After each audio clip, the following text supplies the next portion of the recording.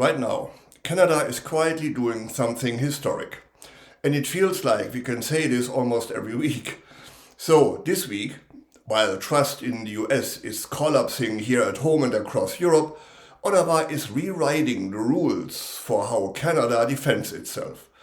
France is kicking American tech out of government, Europe is cutting financial and digital ties with the US, and now Canada is saying something we haven't said out loud in decades. We can't rely on the US anymore. So today, let's talk about three things here. First, the collapse of trust in the US.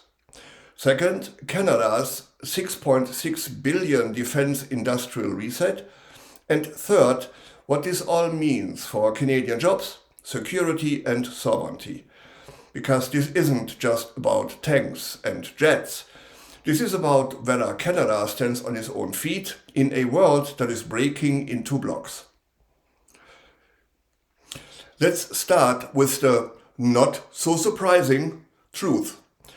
More than half of Canadians now believe the US poses the greatest threat to Canada's security. Not China, not Russia, the US. 42% of Canadians don't see the US as an ally anymore. The other half of Canadians say the US is unreliable.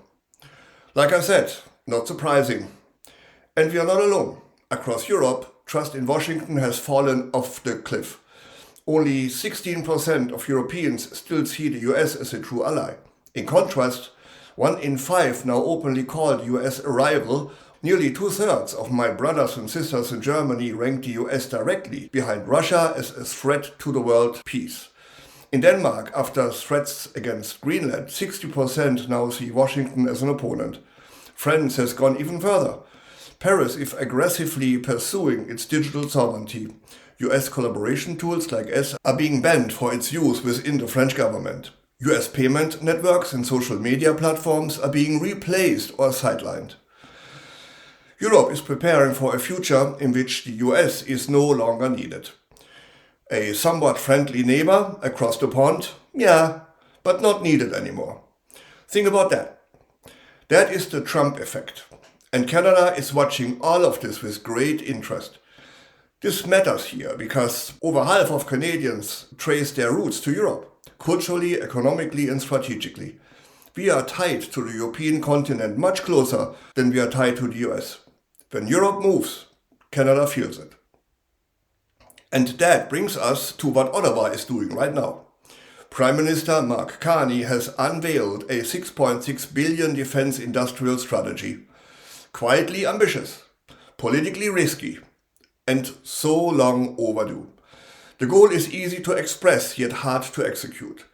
Build more military equipment in Canada, maintain here, designed here, and export it from here. Right now, only 43% of Canadians' defense contracts go to Canadian firms. The plan aims to push that to 70% by 2035. For us Canadians, that's not protectionism, that's survival. The government says this strategy will create 125,000 jobs over next decades.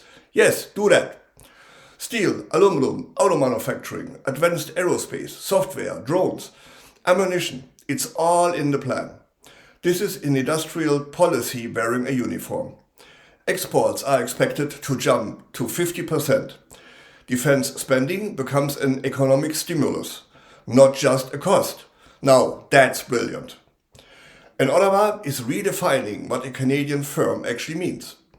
If 70% of its products or content is made in Canada, it counts for the plan. Even if the parent company is foreign. What matters is where the work happens, where the IP lives, and where the paychecks go. That is a quiet but an important shift. Now, here's where things get real.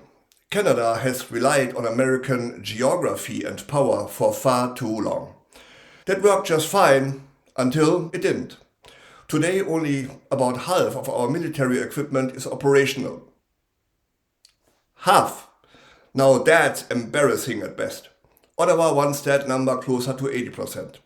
That means faster procurement and fewer delays. To do that, the government has created a new defense investment agency.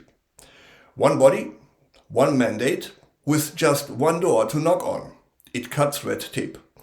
And what's behind Canada's joining a 40-country trade bloc, expanding military allies and beefing up military locally? Well, Canada is deliberately reducing its reliance on the US, not abandoning NORAD or leaving NATO, but diversifying risk. Canada is investing more deeply in Europe partnerships, including work with the European Space Agency to open new markets for Canadian space and defense technology.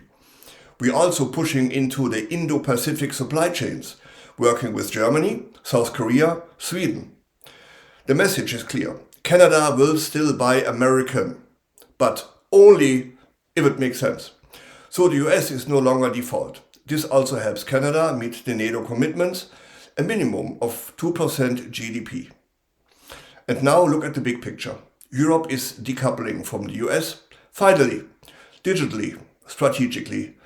As Europe pulls away, Canada naturally follows that orbit, out of ideology and necessity. Right now, the US is shrinking in insulation. It is not a possibility anymore, it is happening.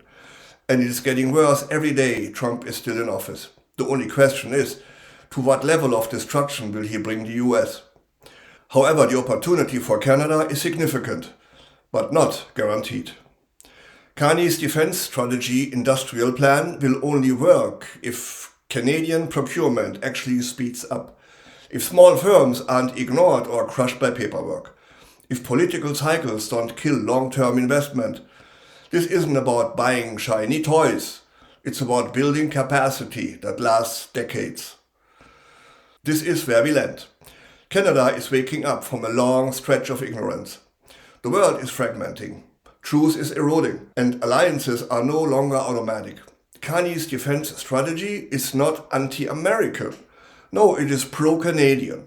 It's about jobs in Windsor, shipyards in Halifax, factories in Quebec, tech startups in the prairies. It's about whether Canada controls its own tools or rents them from someone else. If executed correctly, this plan could reshape our economy. It could strengthen our security, or it could collapse under its own bureaucracy. That outcome depends on public pressure. So pay attention. Follow the legislation. Watch the contracts. Hold politicians accountable on all sides and use common sense. Be patient. All this matters if you want Canada to stand on its own feet in a tougher world. So please tell us in the comments below, how do you feel about all this? Do you support Carney's new defense strategy plan? Or do you think it's too ambitious? If you found this analysis useful, share it and subscribe for independent Canadian reporting. But most important, stay informed, because sovereignty doesn't defend itself. Let's watch together. Thanks for watching. I'm Wilfried Lemkuller with Europe Curious.